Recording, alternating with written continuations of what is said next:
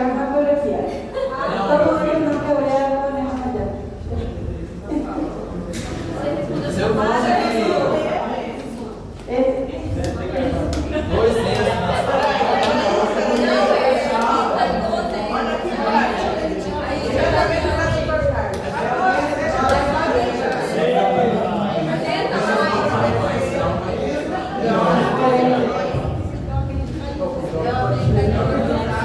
Hoy vamos a dar, si es que nos da tiempo, vamos a dar dos clases, que incluye la primera clase, que es una clase de farmacología general, en donde vamos a ver cómo actúan los anestésicos a nivel del cuerpo, en generalidades. Y después vamos a dar una clase específica ya de anestésicos locales. Y así vamos a ir dando de la unidad 2 todos los fármacos. Hoy vamos a empezar con anestésicos locales, después con anestésicos intravenosos, con anestésicos inhalatorios, ¿saben? Uno por uno. Pero antes que nada tenemos que empezar con farmacología general, que es una clase que no da gusto, pero que tenemos que hacer, ¿saben? Bueno, ¿por qué no aparece acá?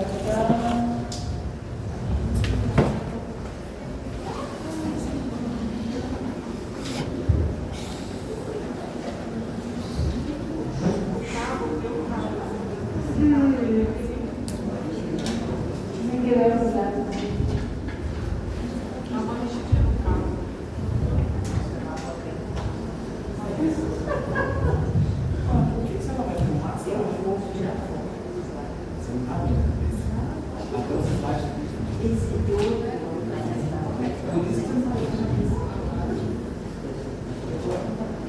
¿Se ve? No.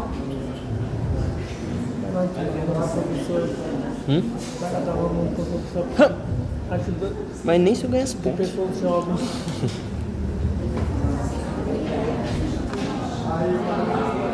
¿Ya?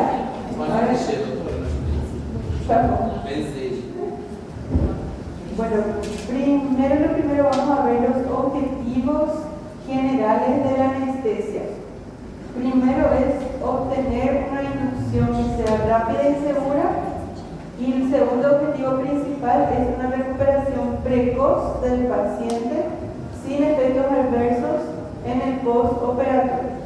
¿Qué para ustedes es una inducción? ¿Qué piensan que es inducción? La palabra inducción.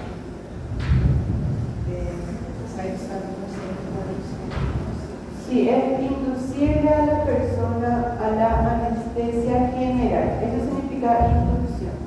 La inducción idealmente tiene que ser rápida y segura. Y algo que también falta acá decir es que la inducción no debe ser dolorosa para el paciente. Se le induce al paciente a que duerma, a que tenga una buena analgesia, una buena relajación. ¿Para qué? Para pasar a la intubación en una anestesia general. Y luego de despertar el paciente, que tenga una recuperación precoz y que no tenga efectos adversos. Es muy común que después de una anestesia de cualquier tipo, sea raquídea o sea general, hayan las complicaciones que pueden ser las náuseas y vómitos postoperatorios, que es muy común en la anestesia. Entonces, por eso el anestesiólogo ya debe hacer una profilaxis antes de despertar el paciente. Ya se le administra sus antieméticos, sus analgésicos para que se despierte sin dolor y eso. ¿Está bien? Ahora vamos a ver qué es la farmacocinética. ¿Le dieron farmacología en algún momento de su vida? ¿Sí? Sí. ¿Y ya estudiaron farmacocinética? Sí. Bueno, vamos a ver la farmacocinética y la farmacodinamia de los anestésicos. Lo que pasa con la farmacocinética es, resumiendo sencillamente, es lo que el organismo hace con el fármaco. O sea, cómo actúa el organismo frente a ese fármaco que entró en el cuerpo. Se encarga de los diferentes procesos de absorción de ese fármaco, de la distribución y de la biotransformación del fármaco dentro del cuerpo. Entonces, para diferenciar después de la farmacodinamia, la farmacocinética es lo que el organismo hace con el cuerpo.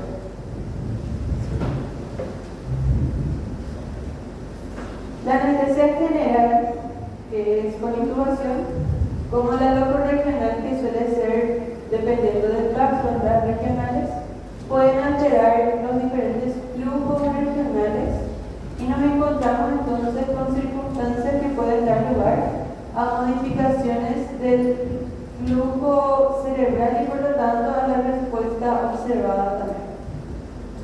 Un conocimiento mejor de los parámetros para la farmacocinética ayudará a elegir mejor los fármacos y también las pautas de dosificación tanto en bolo como en perfusión. ¿Cómo es dosificación en bolo? En bolo significa mandar un anestésico directamente a la vena en una jeringa. Así, que mandar directo, eso significa en bolo. En cambio, en perfusión ya se utilizan otros aparatos, como se llaman las bombas de infusión. ¿Alguien ya vio una bomba de infusión alguna vez? ¿No? ¿Sí? La bomba de infusión manda el fármaco constantemente a la sangre para mantener un nivel plasmático al que vos le programaste a la bomba. Solamente eso es la diferencia entre los dos. Y hay que saber bien la farmacocinética de cada fármaco para saber cómo va a actuar en el cuerpo y cómo le vas a mandar, si le vas a mandar en bolo o si le vas a mandar en una perfusión continua.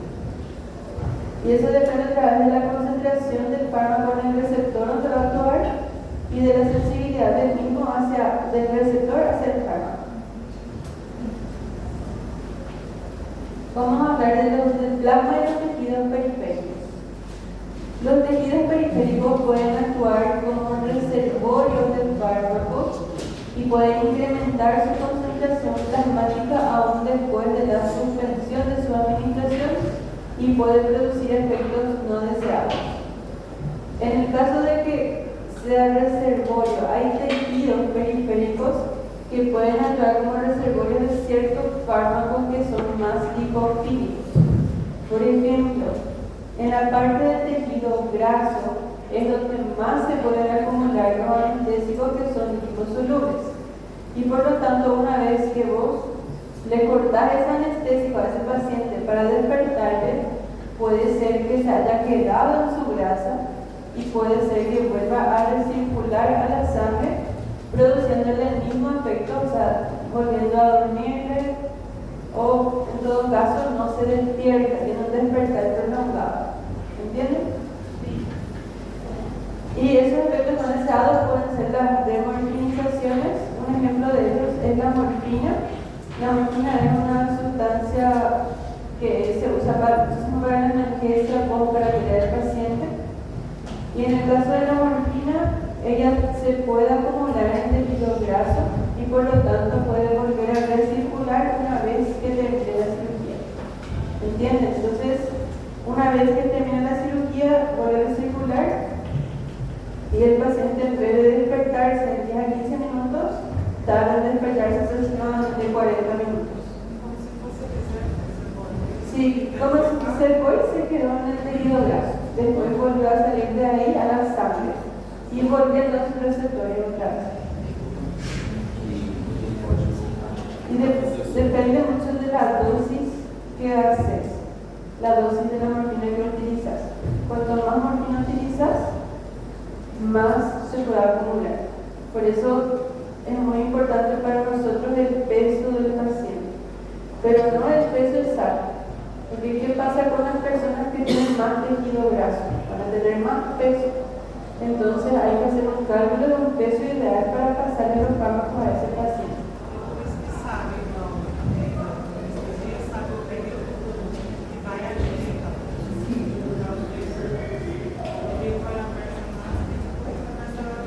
Sí, porque a veces en el tejido graso se puede acumular si le hacer una dosis a su peso real.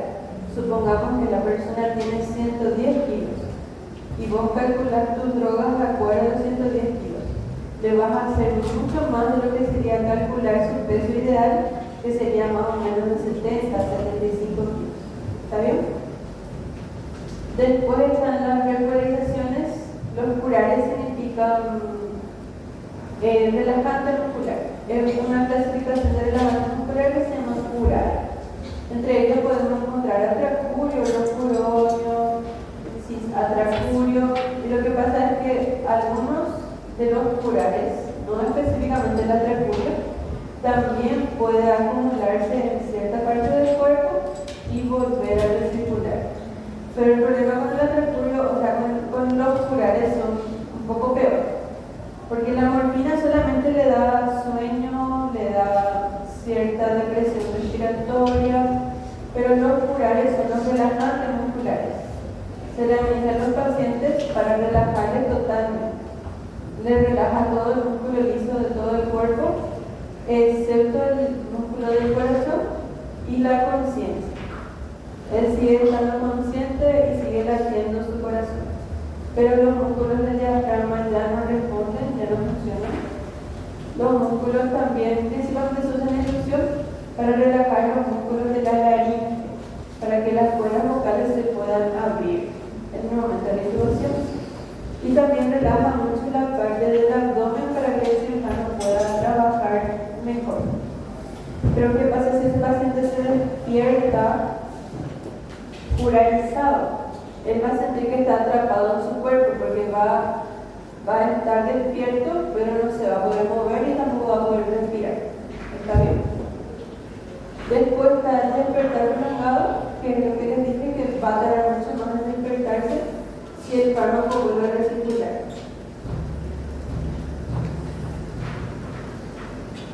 El efecto de los fármacos desaparece por dos mecanismos. ¿Cómo va desapareciendo ese efecto? Primero por la distribución hacia los tejidos periféricos y segundo por la biotransformación por los órganos de metabolización y eliminación.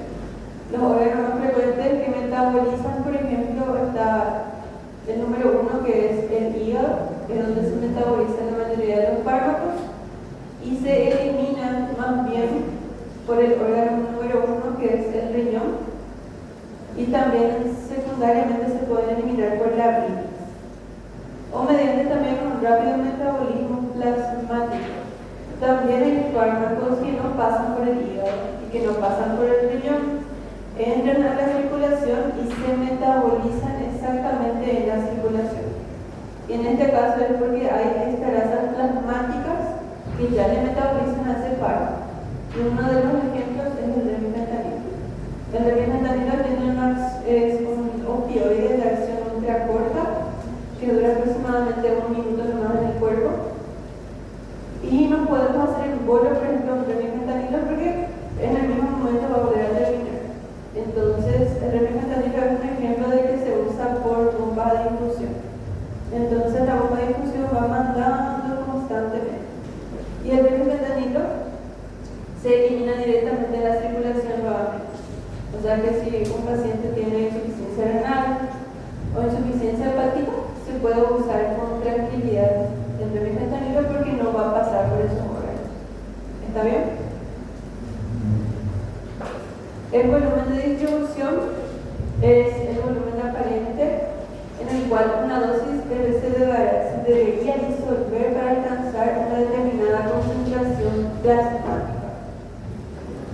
Eso sería ya un concepto nomás que tienen que saber. Y la forma. Luego está el aclaramiento de los fármacos, que se define como la capacidad del organismo de eliminar o aclarar su fármaco en el plasma. Eso significa aclaramiento.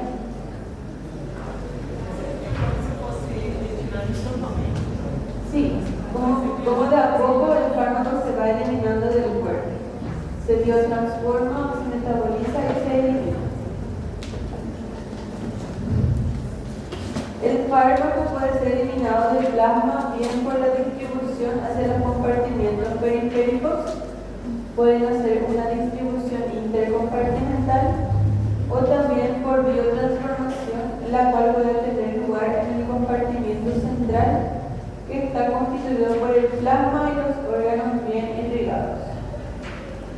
Algo importante que tienen que saber es que la mayoría de los fármacos se maneja por un modelo tricompartimental que les voy a estar explicando enseguida. Pero hay que conocer cuáles son los compartimientos del cuerpo. Podemos dividir el cuerpo en 3 compartimientos principales por donde pueden pasar los fármacos. El primer compartimiento se llama B1, B corta 1. Y ese compartimiento es el compartimiento central. Es el primer lugar donde tiene contacto el fármaco. Y ese sería B1. Ese es exactamente la circulación y los órganos que están mejor irrigados. Que vamos a ir viendo cuáles son. ¿Cuáles piensan que pueden ser los órganos mejor irrigados del cuerpo? Pulmón, hígado, el corazón, el riñón. Entonces, el primer contacto de los fármacos va a ser con la circulación y los órganos mejor irrigados, que sería el compartimiento central.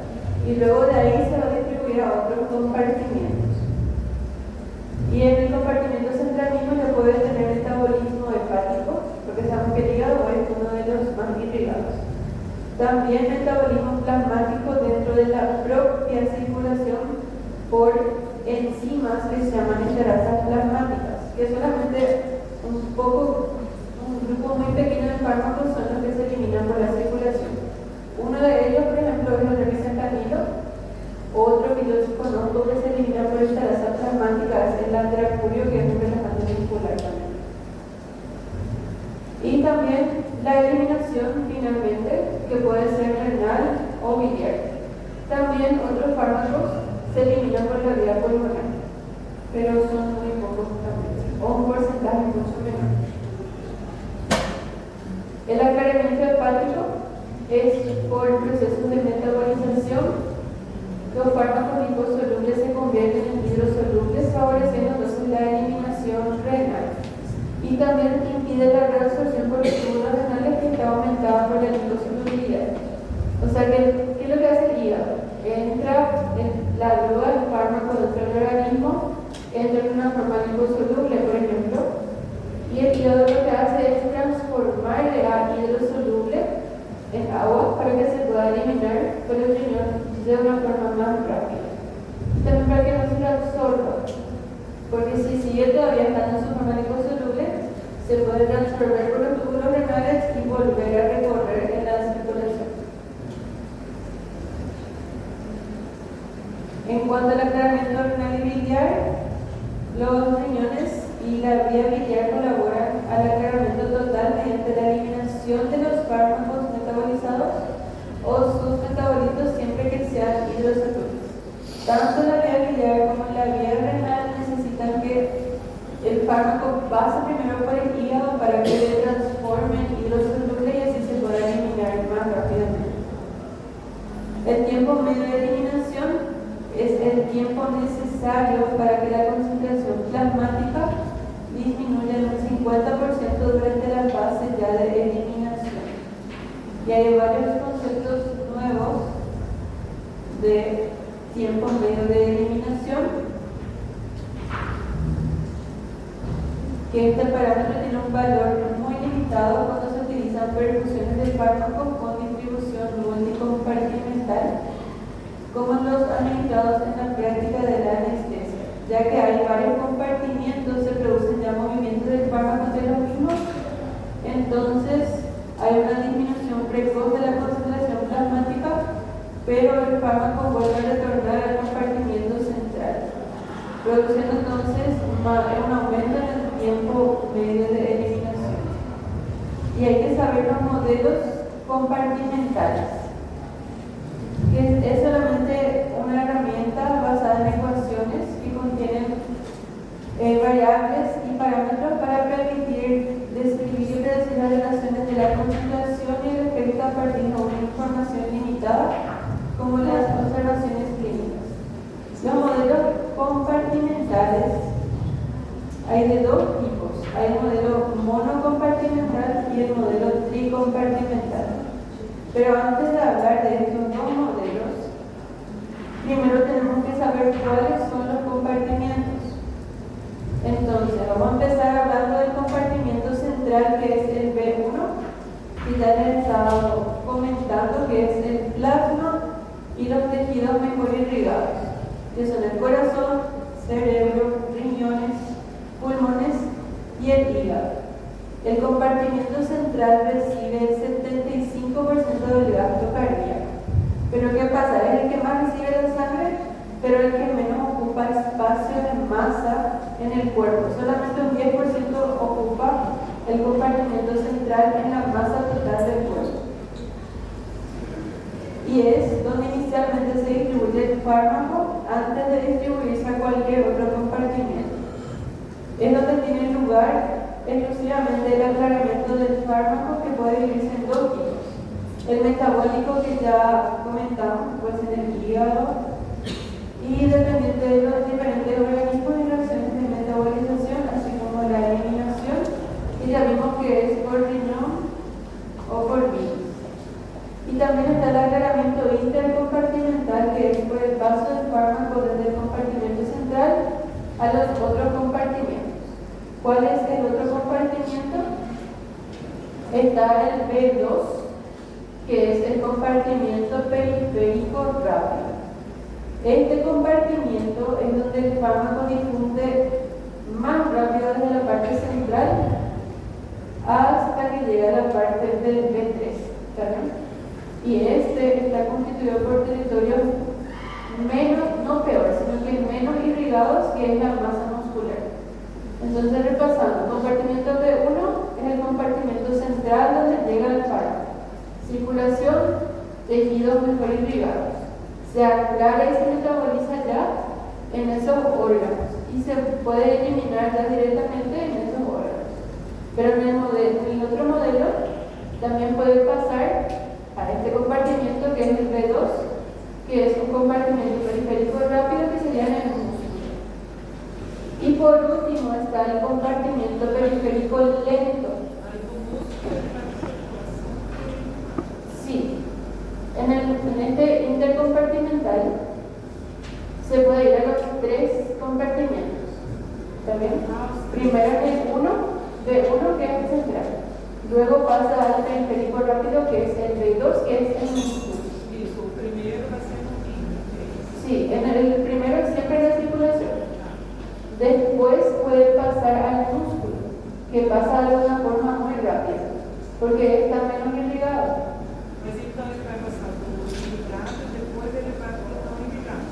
Sí, primero recorre toda la sangre y después va al compartimento periférico rápido, que es el músculo. Y por último está el compartimento periférico lento, que es el B3, que ya está constituido por lo que sería la piel o la grasa, que sería el tejido donde casi no hay circulación. Como sabemos, en la grasa hay poco o nada de vasos sanguíneos.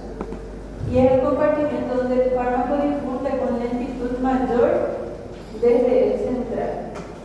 Este volumen tiene gran importancia, ya que puede captar a los fármacos muy liposolubles, como el suspendán, incluso después de suspender su infusión. O sea, nosotros le estamos administrando durante la anestesia el suspendán y se estaba yendo y de a poco acumulándose en el compartimento periférico lento, que es el B3, que sería la grasa. Entonces se reserva ahí, y una vez que se suspende la anestesia, puede tener un despertar prolongado. O sea que el paciente no se va a despertar, o se va a despertar mucho más tarde, o se puede volver a dormir después de despertarse. ¿Está bien? Y ahora vamos a hablar de los modelos. Sí.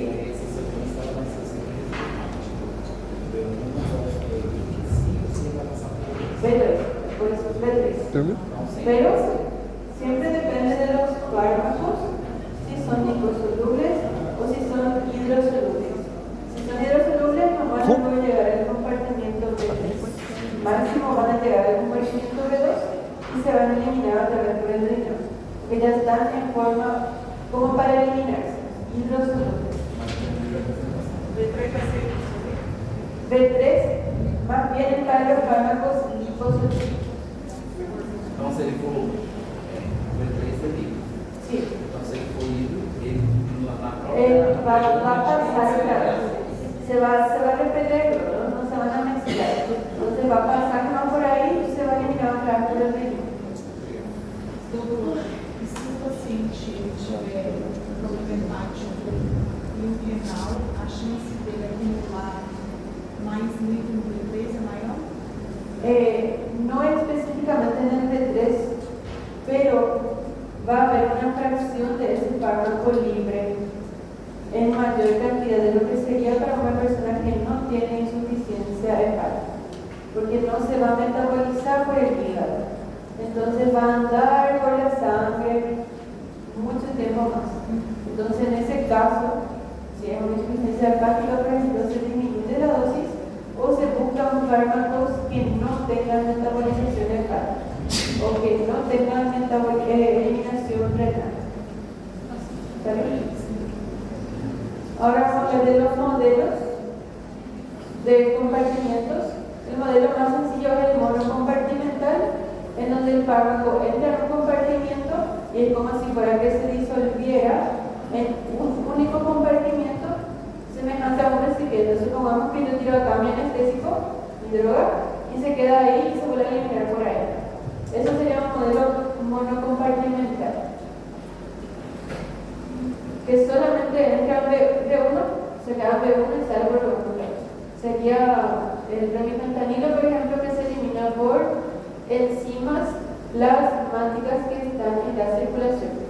No pasa por el hígado, no pasa por el riñón. Y la misma cosa, otro ejemplo sería atracurio. Atracurio entra en el cuerpo B1, en la circulación directamente ya se elimina por estearasis plasmática. ¿Está bien? Eso, por ejemplo, serían los fármacos que tienen modelo monocompartimental. Mono significa que solamente en un compartimiento se concentra. Estearasa plasmática. Después del modelo tricompartimental, que es el más común de todos, que la mayoría de los fármacos pueden pasar por estos compartimientos y está representado por tres recipientes. Uno sería el B1, el otro el B2 y por último el B3. Y que como les había comentado anteriormente, se refiere a una manera artificial de dividir el cuerpo en tres partes. Es mucha imaginación lo que estamos haciendo ahora. No obstante, es un modelo que necesita de múltiples interacciones y de disponer de técnicas muy precisas para determinar la concentración plasmática en la última fase de eliminación. Como este modelo tricompartimental pasa por tres compartimientos, es más difícil encontrar una concentración plasmática exacta que le mantenga a ese anestésico en esa concentración que programamos. ¿Está bien? Eso es lo que quiso decir. Sí, es más difícil. Por ejemplo, el remifentanilo que estaba mencionando mucho, se vuelve a eliminar por estearasas plasmáticas y se queda en un solo compartimiento. Entonces, el remifentanilo es más fácil de programar una concentración plasmática para él en una bomba de infusión, porque vos pones en la bomba que quiero que se vaya a 4 nanogramos por ml por minuto. Y exactamente se va a 4 nanogramos por ml por minuto porque solamente tiene un modelo monocompartimental. ¿Está bien? Del tricompartimental, el alfentanilo. El alfentanilo, por ejemplo, es un opioide, o el fentanilo también. Son opioides que se pueden acumular en el espacio, en el tercer espacio que es el B3. Entonces, si nosotros mandamos en una perfusión continua al fentanilo, una vez que vos suspendas, parece que ya terminó su efecto. Pero en realidad el paciente tarda más en despertarse porque acumuló ese alfentanilo de su compartimiento B3. Propofol se elimina de una forma muy rápida, por eso no suele acumularse, a no ser que, por ejemplo, el propofol en anestesia es muy difícil llegar a una concentración muy alta para administrar en un paciente. Pero en la UTI, por ejemplo, se puede usar también propofol en forma continua, pero para llegar a ese nivel de que se acumule, tiene que pasar 2 o 3 días de que le administrar propofol a una velocidad relativamente rápida. ¿Está bien? Sí, la mayoría de los opioides son los que tienen también modelo tricompartimental. Con la morfina, por ejemplo, el tramadol, no, también. Atracurio, como dije, atracurio y lo vamos a usar de ejemplo para los que tienen eliminación por esclerosas plasmáticos. Esos dos son los principales que se eliminan directamente en el plasma, no pasa por hígado, no pasa por riñón. El resto, la mayoría, pasa por hígado, pasa por riñón. Y la suma de los tres compartimientos da un volumen en el estado estacionario donde se le dice equilibrio.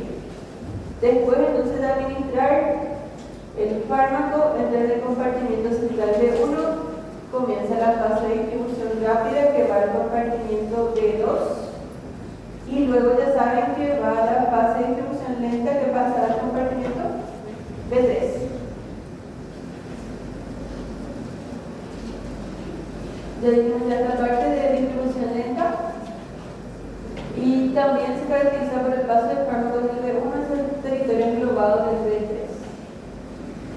Y en la fase de eliminación o en la fase terminal es donde puede haber un problema porque a veces retorna del B3, va al B2 y vuelve al B1. Pero a veces cuando ya le cortaste toda la anestesia, igual se queda un remanente en el B3 y ahí ocurre lo que son los fenómenos del despertar prolongado, que tardan en despertarse o que se vuelve a dormir. ¿Está bien? En esta fase de eliminación o en la fase terminal. El efecto compartimiento se refiere a que después de una administración de un hipnótico o un relajante muscular, por ejemplo, es necesario esperar un cierto tiempo hasta que actúe en su inicio de acción real. Porque no es que yo la administro ya directamente en su vena que en ese momento la persona ya va a dormir. El Propofol, por ejemplo, tiene un tiempo de inicio de acción de aproximadamente 30 segundos. Entonces, lo que yo suelo hacer con el paciente cuando le hago el Propofol es le digo que cuente, contá del 1 al 20 o del 1 al 30, y a veces no suele más llegar hasta el número 30 ya se duerme. La misma cosa el atracurio. El atracurio tiene un tiempo de inicio de acción aproximadamente a los 3 minutos recién de administrar. No es que yo le administro el atracurio y el paciente ya se queda así relajado, que no se puede más mover. No es más bien así, sino que tarda 3 minutos en relajar completamente el cuerpo. ¿Y qué se hace durante esos 3 minutos?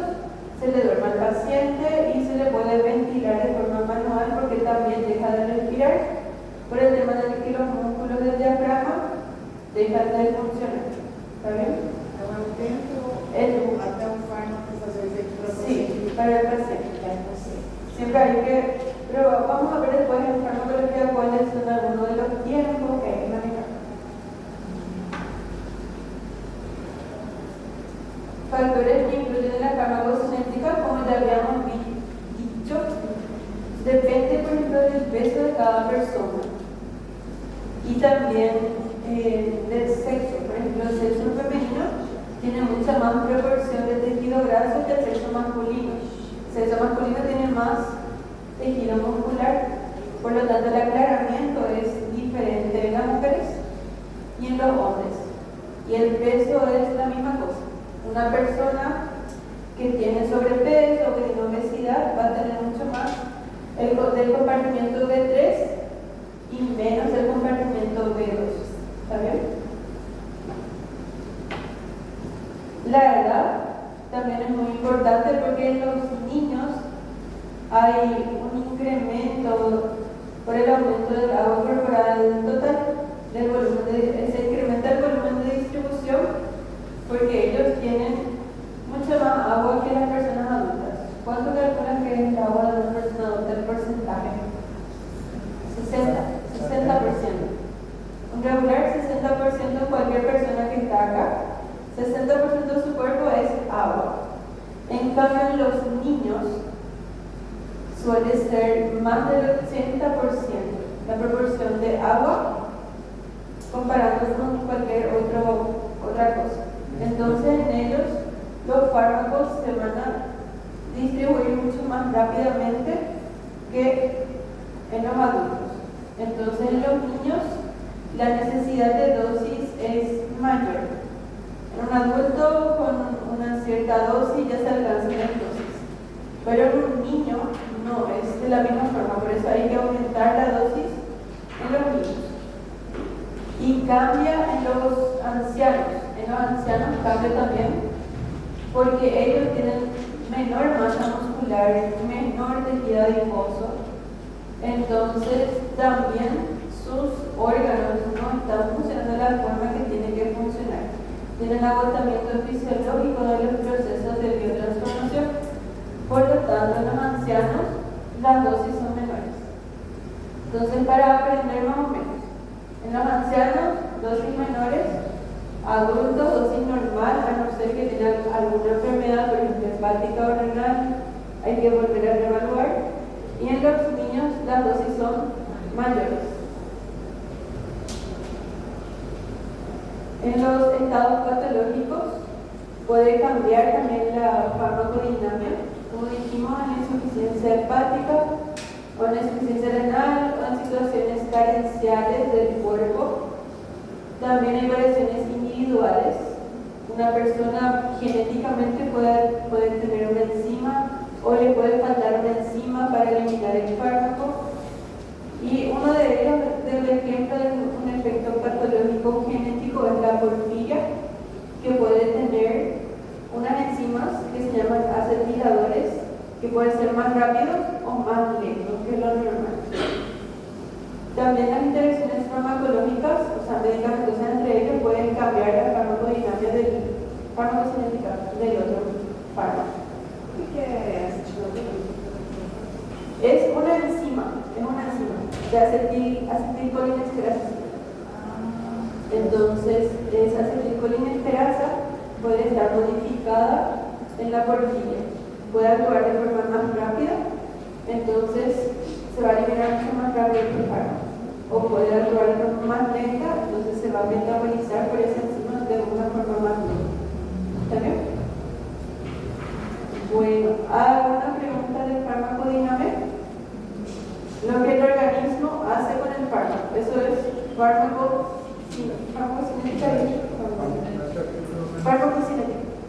Farmacocinética, preguntas, dudas, compartimientos, ¿entendieron todos? ¿Sí? Ahora la farmacodinámica, que es como está acá entre paréntesis, lo que el fármaco ya hace en el organismo. Farmacocinética era lo que el organismo le hace al fármaco. Farmacodinámica es lo que el fármaco hace en el organismo, o sea, sus efectos. Y se define como la relación que existe entre la concentración plasmática ya y sus efectos. Aunque las concentraciones de los fármacos se determinan en el plasma, ya ha sido comentado, que su lugar de acción es en la biofase, o sea, en el compartimiento donde va a actuar, y que interesa evaluar también las concentraciones en ese compartimiento. Hay factores que pueden afectar también la farmacodinámica. Como dijimos, en los pacientes ancianos vamos a usar menos dosis, principalmente luego por sus fármacos cinéticos, ¿verdad? Y a diferencia de los ancianos con los neonatos, por ejemplo. Bueno, los neonatos también usamos dosis inferiores. Niños, dosis altas. Pero neonatos usamos dosis muy inferiores. ¿Por qué? Porque en los neonatos las enzimas para realizar su biotransformación están inmaduras o todavía no están. Entonces, por eso se usa dosis muy inferiores en los neonatos.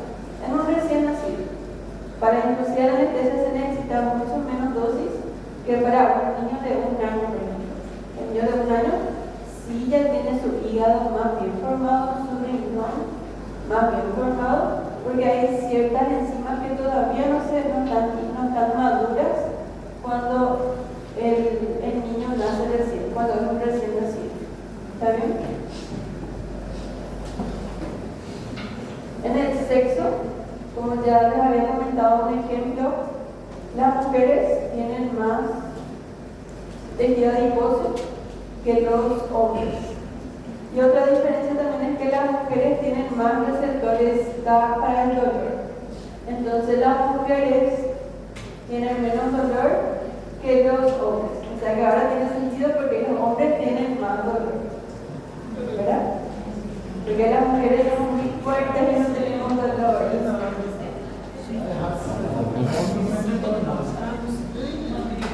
Las mujeres tenemos que aguantar el dolor menstrual y todas las cosas, pero los hombres, les duele su cabeza y se van a morir.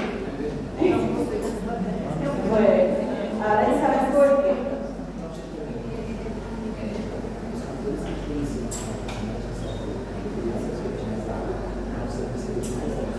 Sí, crianza.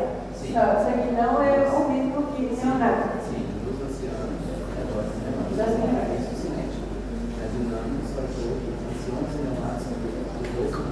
Entonces, neonato, que es hasta un mes de vida, sigue siendo neonato. Bueno, entonces las mujeres tienen receptores gástricos con una riqueza mayor en el sexo femenino que en el sexo masculino.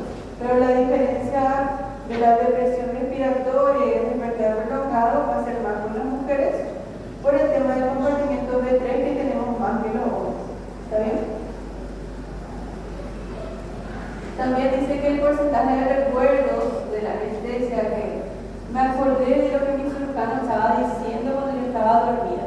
Ese porcentaje es mayor también en las mujeres porque tienen una respuesta alterada a los hipnóticos. Y puede estar por la sensibilidad de los receptores o también por un componente hormonal que tenemos las mujeres.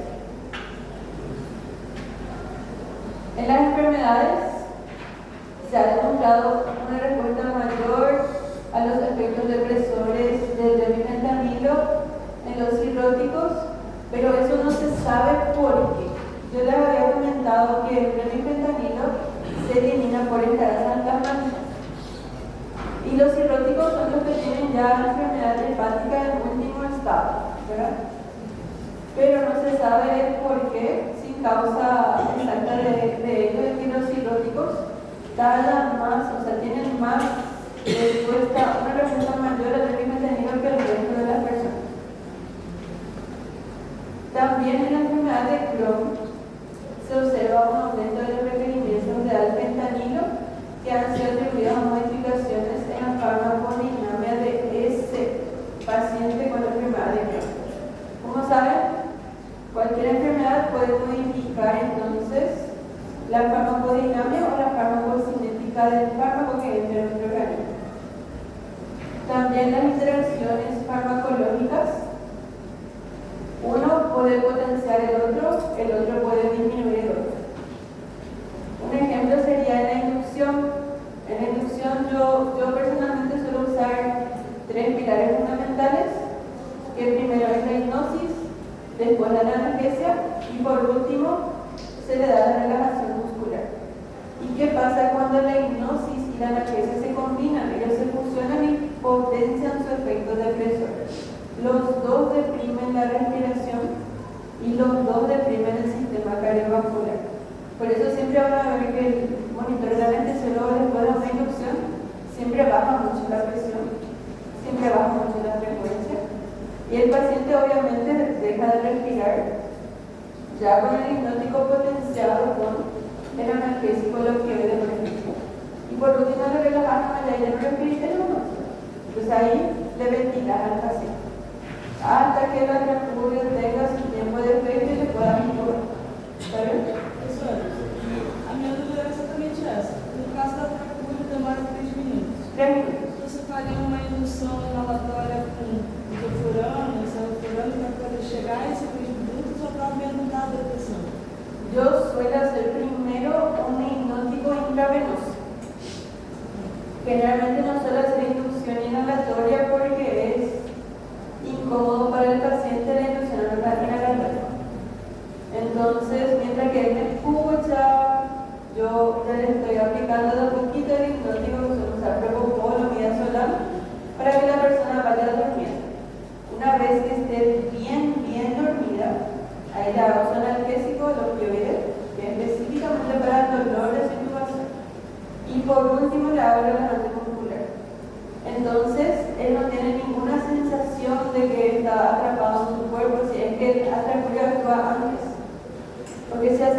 ocurre así de golpe, puede ser que ya sienta algo de agitación, que se le está durmiendo el músculo. Entonces yo primero le hago hipnosis al paciente, le duermo y por último le hago la tracura. Y el tiempo que tengo que esperar para la tracura, simplemente le ventilo porque ya está en un estado de anestesia profunda con la inducción que le hice. ¿Está bien? ¿Me explico tu pregunta? Sí, y por último,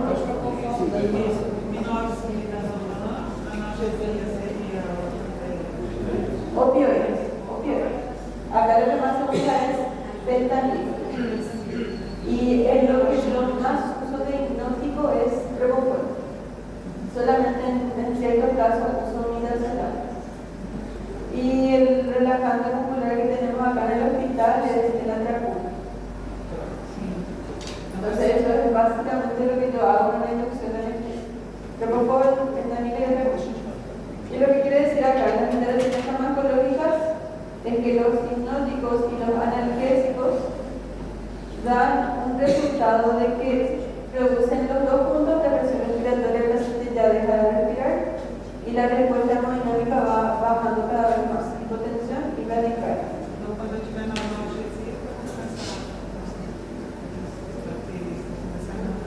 Sí, cuando empieza a dejar de respirar, ya le ayudamos con una ventilación manual.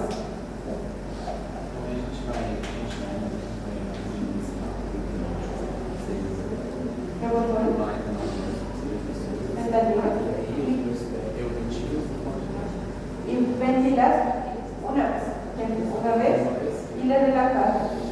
Y ahí le ventilas regularmente 2 respiraciones por minuto, que una vez. ¿Cómo? Y pasa todo muy rápido el todo. Pero esos 3 minutos de la tracura hay que respetar, para que el paciente esté bien relajado y no haga ningún esfuerzo ni nada cuando le intuban.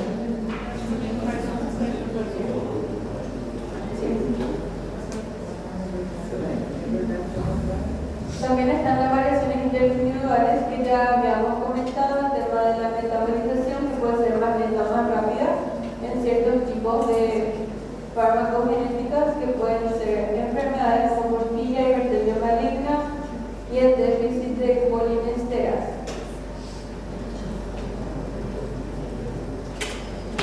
Sí, ahora